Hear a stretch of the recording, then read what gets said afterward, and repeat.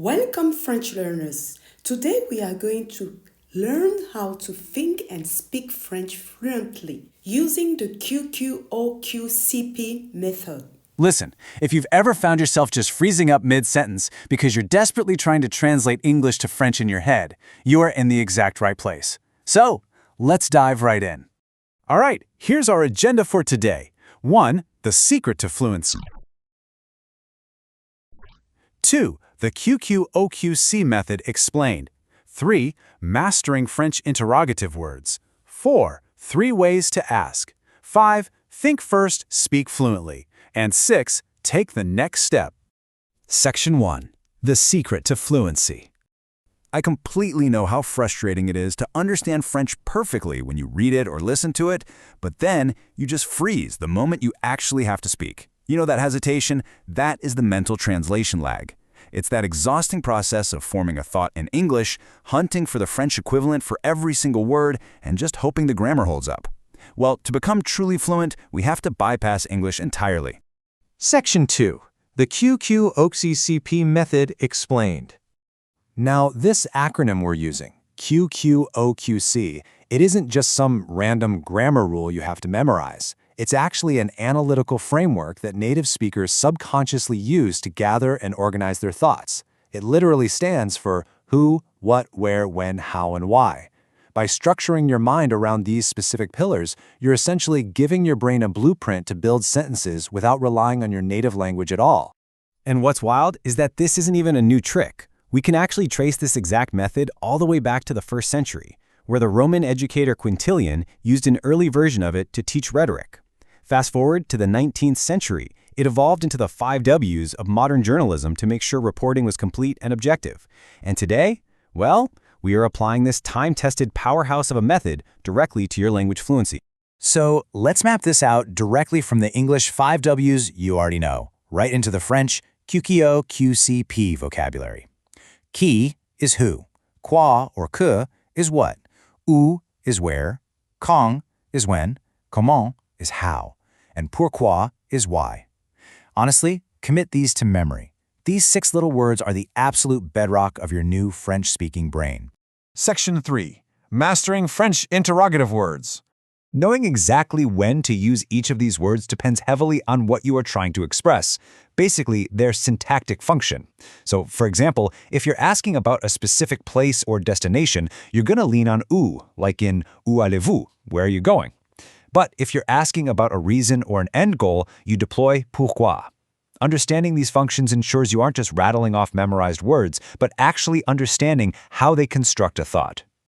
A really crucial distinction here is the difference between the 2 main types of questions in French. So, interrogation totale refers to close questions. Think, do you like chocolate? The answer is just a simple yes or no. But interrogation partielle, that is where the magic happens. These are open-ended questions that demand a specific piece of information. And guess what? They require our QQOQCP words. Section 4. 3 ways to ask. Okay, so French organizes questions by what they call registre de langue, which basically just means the level of formality. And this is vital. I mean, you wouldn't speak to a strict bank manager the exact same way you'd speak to your best friend, right? French neatly categorizes these social situations into 3 registers: familier, standard, and soutenu. Notice how the casual familiar register, which you'd use with friends and family, is incredibly simple. It's literally just subject, verb, and the question word slapped on at the end, relying entirely on your voice intonation going up. Tu vas où? But then, for the standard everyday register, the question word moves up to the front and we add that famous phrase, est-ce que, right before the subject and verb. Où est-ce que tu vas? This is going to be your absolute bread and butter for everyday interactions in France. Now, when we compare that standard form to the formal soutenu register, which you're going to use in writing, professional settings, or just really polite speech, we see a major shift. We drop the est-ce que entirely, and instead we actually invert the subject and the verb, connecting them with a little hyphen, où vas-tu? It's elegant, it's precise, and it is highly formal.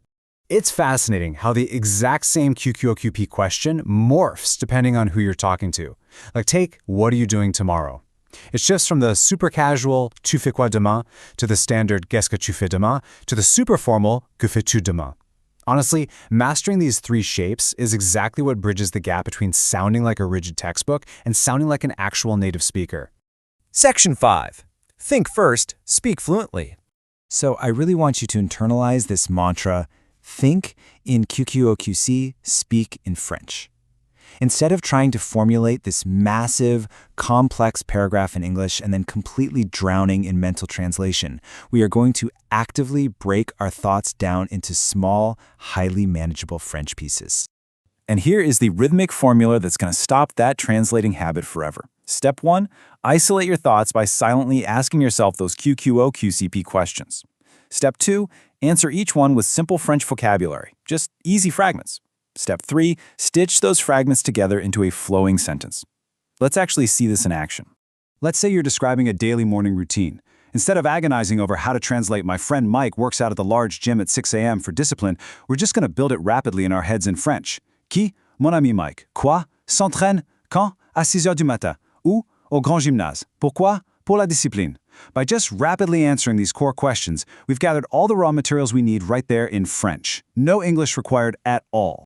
And suddenly, without hesitating and without translating word for word, you just seamlessly combine those blocks. Mon ami Mike s'entraîne au grand gymnase à 6 heures du matin pour la discipline. Boom.